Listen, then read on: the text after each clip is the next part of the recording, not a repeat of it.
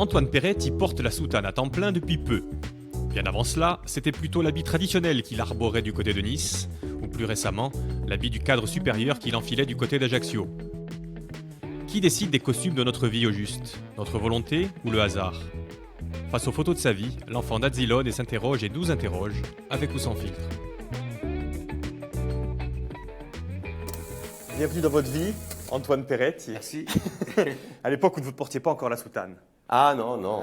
On va remonter justement le fil de votre vie pour voir un petit peu. J'ai commencé à la porter quand j'ai été ordonné diacre en 88, Bon, ben occasionnellement. Là, on va remonter aux origines, si D'accord. vous le voulez bien. Très bien. Et vous allez nous raconter chaque photo de votre vie. D'accord. Et on va commencer, on va commencer par celle-ci. Alors ça, c'est papa et maman. C'est l'année de leur mariage, 47.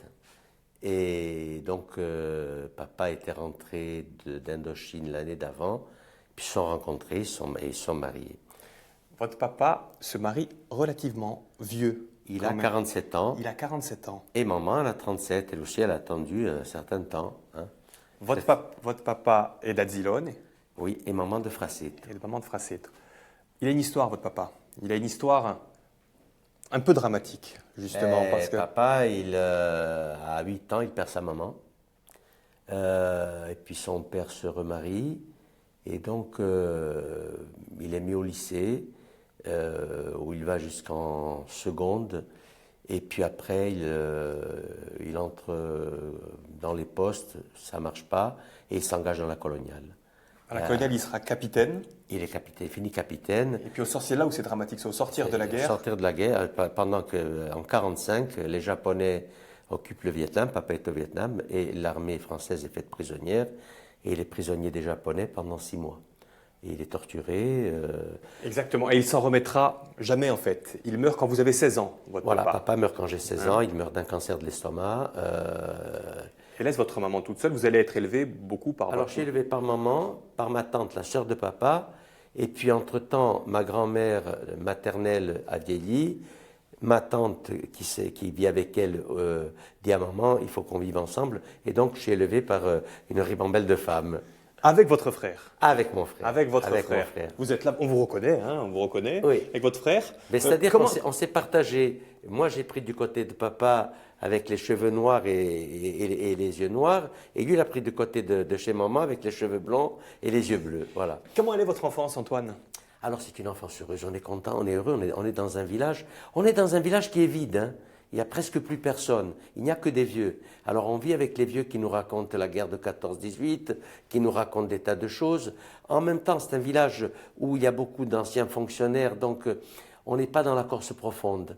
Et quand je monte à Fracetto chez ma mère, alors c'est autre chose. Il y a des vieux avec les ceintures rouges, des femmes habillées en noir et tout. Et là, moi, je salive parce que ça me plaît. Je trouve que c'est vraiment la Corse. Là. Cette photo, elle a une petite histoire. Et elle est intéressante, justement. Racontez-la moi, c'est vous. Alors, c'est la seule année où le lycée Fesch a fait une distribution des prix solennels au cinéma Empire. Donc, les élèves qui ont plusieurs prix, moi j'en ai 5 ou 4, je ne sais plus, montent sur le podium et il y a une personnalité qui leur remet leur prix. Eh bien moi, le hasard ou la providence, j'en sais rien, on demande à Monseigneur Liosa de me remettre des prix. Est-ce que c'est de là que naît l'illumination? Non, j'étais déjà très porté sur les choses d'église, le chant d'église, parce que je chantais. Hein. Dès 10 ans, À 5 ans, j'ai commencé à chanter, j'aimais bien chanter. vous avez toujours été croyant, moi- contrairement à votre frère d'ailleurs. Non, mon frère aussi est croyant, mais comme tout le monde. Vous plus. Voilà, moi j'étais toujours à l'église. Alors, sonner les cloches, une de mes passions, j'ai encore, chanter, puis maman chantait très bien aussi. Tiens, retournez-vous. Vous vivez votre jeunesse. Et ça, c'est la dernière année au lycée Fesch, c'est la terminale. Terminale A1236, c'est-à-dire c'était la terminale où on avait mis tous les gens qu'on ne pouvait pas caser dans d'autres terminales. École de garçons encore à l'époque. Ah, toujours, oui. Garçons, interne. Interne. Alors, Alors, il y a des internes et des externes, là. Mais déjà, tiens, est-ce que vous vous souvenez un petit peu de... Ah, tous. Là, par exemple, vous Antoine, avez Antoine Cataneo, vous avez Pierre Poggioli, je vous donne les célébrités, hein. Batti Maestrali, Roland Casimir, qui est l'AFPA. directeur régional de l'AFPA, et tous les deux à l'AFPA. Vous avez Alain Piazzolla, l'éditeur. Raymond Cecaldi, que tout le monde connaît, ancien président de la Chambre de commerce, Pascal Damiani, qui est hôtelier à Porto, et Cece Buteau, Cece Buteau qui voilà, est là, qui est là, et vous, moi, là, et Jean-Baptiste Rotil, et Jean-Baptiste Rotil, avec effectivement. lequel nous sommes inséparables depuis la 4e. Voilà. Une petite anecdote, Oui. si vous le voulez bien, sur l'internat au lycée Fesch, c'était les périodes de la douche. Vous avez connu ça, vous? Alors, où on allait... le jour de mon ordination, j'ai dit que dans l'univers quasi concentrationnaire du lycée Fesch, le seul moment de répit, c'était le catéchisme fait par l'abbé Pietri. Et donc, cet univers, on était en rang toute la journée. Silence dans les rangs, etc. Et on avait une hygiène relativement à peu près, c'est-à-dire qu'on avait la douche une fois par semaine. Et donc, la douche se passait le matin à 6 h du matin, on était réveillés, on traversait la galerie à ciel ouvert qui va d'un bout du lycée à l'autre, et on allait à la salle de douche. Alors, la salle de douche, c'était une immense salle où il y avait des box avec des gens qui étaient assis par terre en attendant d'entrer, un box intermédiaire où les gens se déshabillaient, et l'endroit de la douche où on se lavait. Alors, il y avait des pommeaux. En haut, elle était brûlante, en bas, elle était froide, c'est chaud, c'est froid, et il y avait le préposé qui criait « Savonnez, rincez-vous, c'est fini, au suivant !» Et voilà, et on repartait sur la galerie, alors avec les serviettes éponges sur la tête, parce qu'il faisait froid, et puis si par malheur on avait gymnastique le jour, après c'était cuit, on était sale pour toute la semaine. C'était en rang toute la journée. Ah, et du coup, je crois qu'on était 13 ou 14 fois par jour en rang. du coup, la liberté, elle est là-bas. Ah Peut-être. oui, alors. Hein? C'est Nice, vous faites C'est vos Nice. études à Nice. Je fais mes études à Nice. Et vous faites du droit. Je fais du droit. 1, 2, 3, 4 années de droit. J'ai même fait 6 parce que j'ai Ah, j'ai pas eu toutes les cartes, j'ai doublé en fait. J'ai doublé la première année. Un faux air de Mike Brandt, d'ailleurs. J'arrive à la cité universitaire. Je sors d'un lycée, on était 50 par dortoir. Mon voisin de lit, c'était Pierre Poggioli. Moi, j'étais en bas, il était en haut. Et donc, on arrive là-bas, et qu'est-ce qu'on me dit? La clé de votre chambre, la clé de ma chambre. Moi, j'ai jamais eu de chambre individuelle. Avec mon frère, on dormait dans le même lit. Il y avait 2 chambres à la maison. Et mes parents, et mon frère et moi dans un lit, et ma tante dans l'autre. Donc, ah bon, je monte une chambre pour moi tout seul, avec un lit, une bibliothèque. Le rêve. Personne pour nous contrôler. Personne pour nous demander quand on entrait, quand on sortait. Plus de rang, plus rien. La joie. Et en même temps, je me rends compte que le français que je parle à Ajaccio, c'est du français arrangé. Et qu'à Nice, on parle français. Pas les Niçois qui ont un accent comme nous. Mais enfin, à la fac, on parle un français que je ne connais pas trop. Et il a fallu s'y mettre. Eh bien, on va voir ce que ça va donner quand vous allez apprendre à parler correctement le français et surtout quand vous allez débuter votre carrière. Parce que Oui. ça va aller vite à partir de la ça fac. va vite après. Après la fac. C'est là-bas que ça se passe. Ok. Allez, venez. Donc c'est ici que ça se passe, Antoine. Installez-vous confortablement. Là, voilà.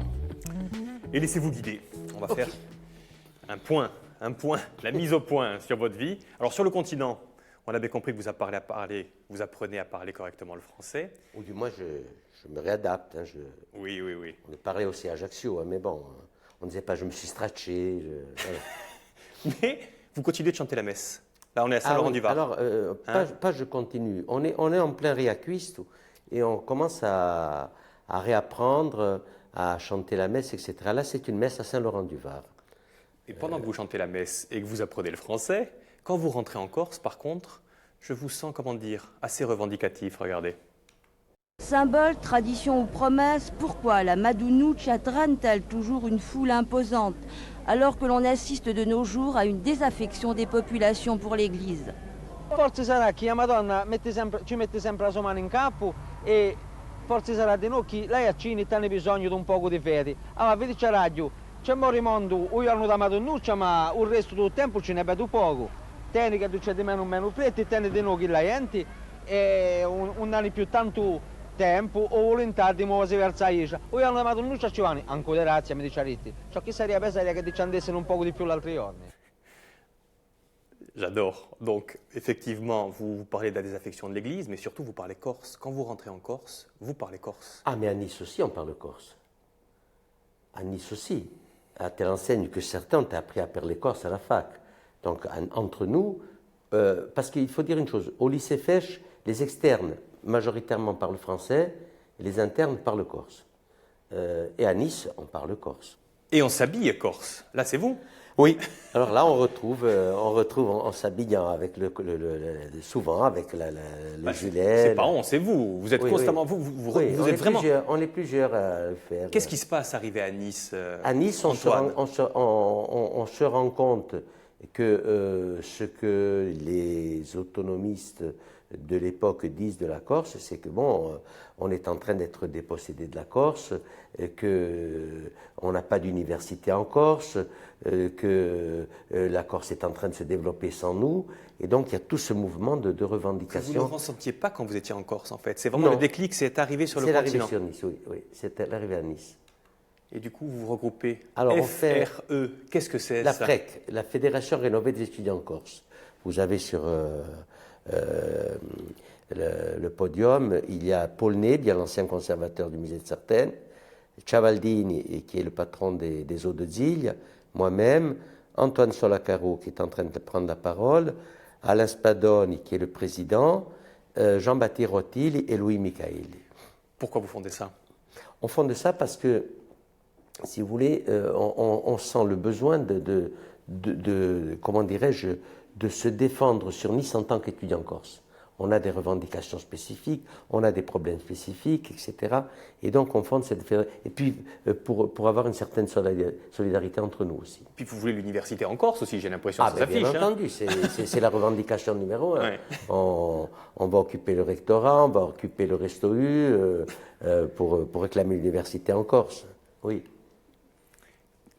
Allez, l'aller-retour continent, hein, vous continuez, vous revenez de là, temps en temps. Là, je suis rentré en Corse et je fais une rencontre extraordinaire, c'est Noël Rocchiccioli.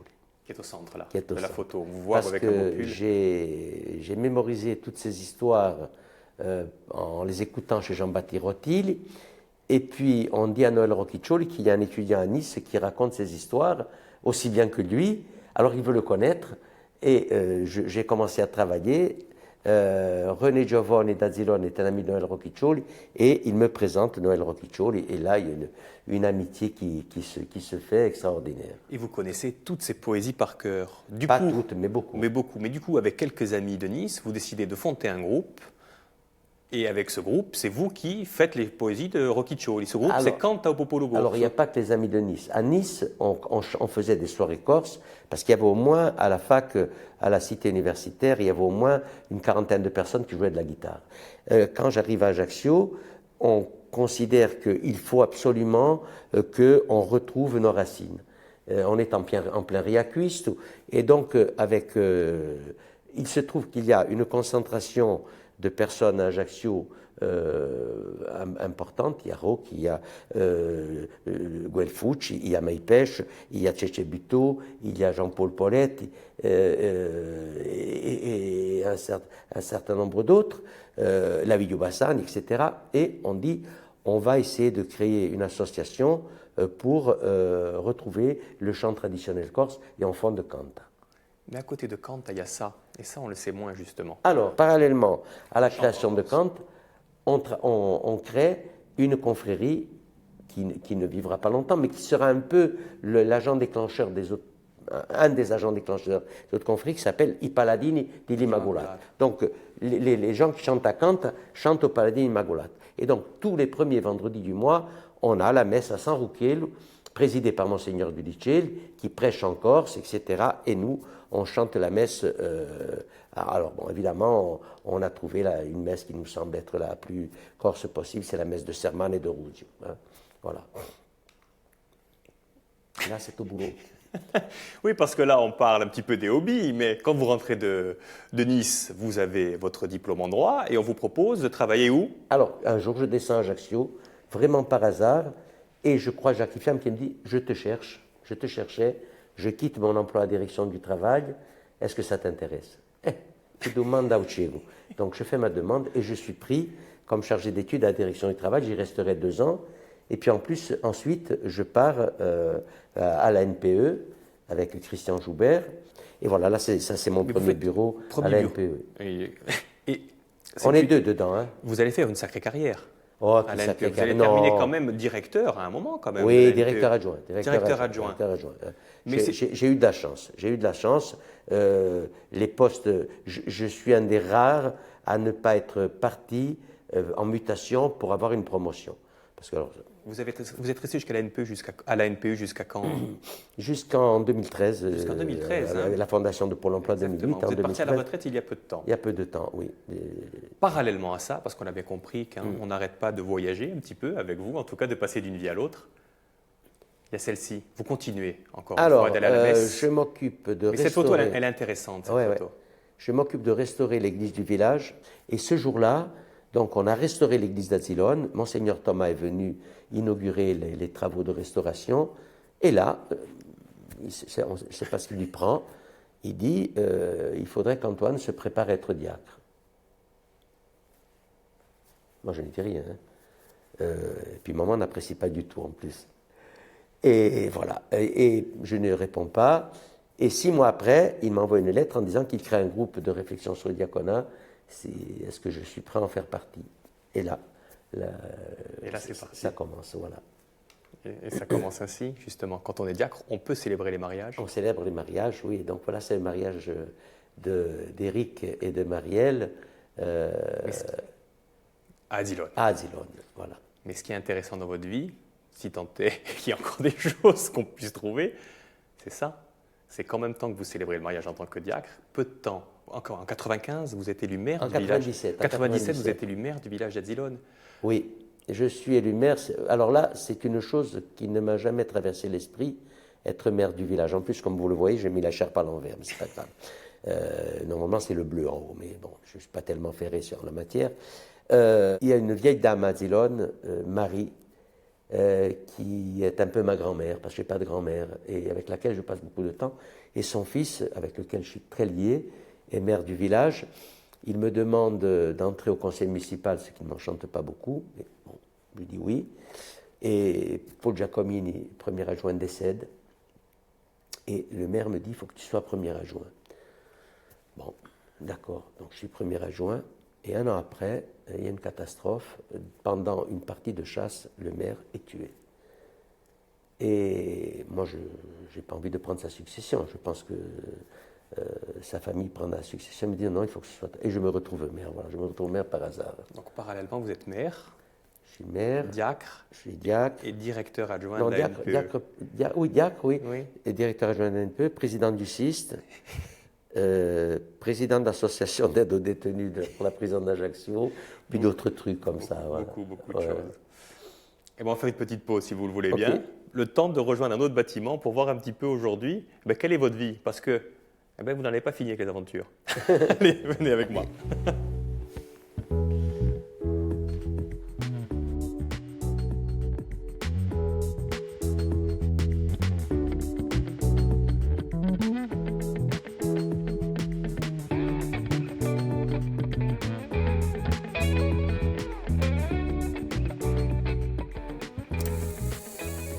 Et oui, Antoine, on fait donc un bond dans le présent avec la nouvelle technologie. Et quand on tape votre nom sur un moteur de recherche, Oui. qu'est-ce qui sort, figurez-vous? Mais ce qui sort, c'est ça. Ça vous dit quelque chose? Le 30 avril. C'est le 30 avril, c'est mon ordination diaconale, hein. Presbytérale. Oui, exactement, exactement. Ouais. Vous voilà prêtre, Voilà, à 67 ans, Antoine. à 67 ans. Qu'est-ce qui vous a pris? Ben, je ne sais pas, l'évêque m'a proposé d'être ordonné prêtre. Je suis allé pendant 2 ans au séminaire de Toulon faire des sessions, hein, pas enfermé dans un séminaire à mon âge, mais où j'ai trouvé des jeunes gens, ils sont 70 à peu près, qui prient, qui sont habillés comme les jeunes d'aujourd'hui, mais qui en même temps... Et ça m'a fait vraiment du bien. Hein. Et puis voilà, donc c'est 2 ans de préparation et puis ça aboutit à l'ordination. Mais vous ne croyez pas plus aujourd'hui qu'hier? Qu'est-ce que c'est la différence entre prêtre et diacre? La différence, c'est que c'est un niveau, hein, parce que pour être prêtre, il faut être diacre. Hein. Mais le prêtre dit la messe, confesse, donne le sacrement des malades, ce que ne peut pas faire le diacre. Voilà. On a plus de responsabilité quand on est prêtre vis-à-vis de qui? Vis-à-vis Vis-à-vis de du vous? Seigneur, vis-à-vis du Seigneur. Vis-à-vis du Seigneur? Ah oui. Parce que vis-à-vis de vous, justement, je vous connais un petit peu, moi, Antoine, et vous avez une nature un peu violente. Vous me disiez à une époque que je suis, moi, mi-ange, mi-démon. Est-ce que c'est aussi une responsabilité vis-à-vis de soi d'être prêtre Ah oui, il faut se retenir. Hein. Même un diacre normalement, hein, mais il faut se retenir. Comment vous faites avec votre nature, justement? Mais je serre les doigts de pied. Allez, venez, on va aller sur cet écran-là, si vous le voulez bien. Mettez-vous là, mettez-vous là. Est-ce que vous vous souvenez? Alors là, c'est la procession du 8 septembre. Il y a mon frère et moi qui portons la statue. Vous avez 17 ans, c'est J'ai la procession 17 du 8 ans. septembre à Adilone. Oui, oui. 50 ans plus tard ou 50 60 ans plus tard, c'est la même procession. Sauf qu'il y a moins de monde, Antoine. Non, non, il y a du monde. On ne le voit pas, mais il y a du monde. Tant pis, je vais poser ma question, moi. Est-ce que vous n'avez pas l'impression de prêcher un peu dans le désert? Il y a de moins en moins de croyants. Ah, mais ça c'est sûr que nous sommes dans une société qui a tout misé sur le matériel, qui a mis le spirituel de côté. Et notre travail, c'est de le dire et de le redire à temps et à contre-temps. Attention, casse-cou, on est en train de créer quelque chose qui va nous retomber, pour parler vulgairement, sur le coin de la gueule. Hein. À partir du moment où on évacue toute la partie spirituelle et on mise tout sur le matériel, eh bien après on en subit les conséquences. Mais ça, pour le faire comprendre aux gens, c'est difficile. Et puis ils ne veulent même pas le comprendre. Cet écran-là. Parce que vous continuez d'être mère. Elle est belle, cette photo. Oui. Vous continuez d'être mère et père. Père et mère, j'ai l'impression. Père et mère, oui. Qu'est-ce que vous avez dans cette fonction que vous ne pouvez pas faire dans l'une? Pourquoi vous restez mère? Qu'est-ce que ça vous permet? Les avantages, les inconvénients? Parce que, bon, quitter la mairie comme ça en cours de mandat, c'est pas évident. Deuxièmement, il y a des choses que j'ai commencé et qu'il faut que je termine, puis après on verra. Et pour le moment, voilà, l'évêque m'a donné son accord pour que je continue les deux. Bon, c'est vrai qu'il faudrait séparer les deux, mais j'ai réussi à le faire, il n'y a pas de problème. Quand on est maire, on est un petit peu le confident du village. Oui. Hein? Aujourd'hui, vous êtes prêtre, vous pouvez justement maintenant... Moins, parce que on se confie beaucoup. Parce que quand on est plus. diacre, justement, on n'a pas le droit à faire des confessions. Non. Hein? Maintenant que vous avez le droit. Non, mais ça, je ne tiens pas à confesser les gens de mon village. En D'accord. tant que maire, que je connaisse les choses, oui, mais en tant que... je préfère que d'autres viennent les confesser. Je n'ai pas envie de connaître leurs problèmes intimes. Et pourtant, vous les connaissez, vous les Non, mais connaissez. ça, on connaît les problèmes, les difficultés, etc., mais pas les problèmes de foi et les problèmes relatifs à tout ce qui a trait à la confession des fautes. Non, si quelqu'un se présente, oui, il n'y a pas de problème, mais autrement... Il y a aussi un autre problème quand on est maire, quand on est dans la politique. On est obligé presque de mentir. Non, on peut dire les choses telles qu'elles sont. Il faut être clair là. C'est pas obligé de mentir. C'est pas la loi du mensonge, la politique. Au contraire, on doit être vrai, on doit dire la vérité, même si ça choque les gens. Hein. On doit dire, c'est comme ça et pas autrement. Allez, dernier écran si vous le voulez bien. Et c'est un petit clin d'œil. Ouais.